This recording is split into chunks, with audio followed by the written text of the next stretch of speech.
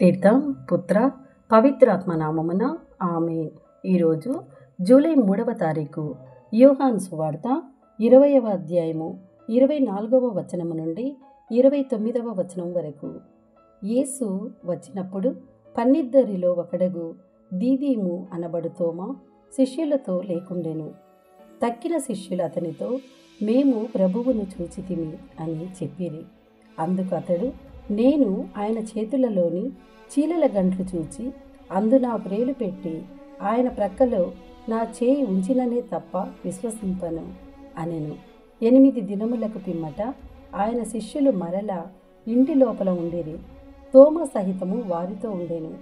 మూసిన తలుపులు మూసినట్లుండగానే యేసు వచ్చి వారి మధ్య నిలుచుండి, మీకు శాంతి కలుగునుగాక అనెను. అప్పుడు యేసు తోమాతో, నీ వ్రేలు ఇక్కడ ఉంచుము, నా చేతులు చూడుము, నీ చేయి చాచి నా ప్రక్కలో ఉంచుము, అవిశ్వాసివి కాక విశ్వాసివై ఉండుము అని చెప్పెను. అప్పుడు తోమా, నా ప్రభు, నా దేవా అని పలికెను.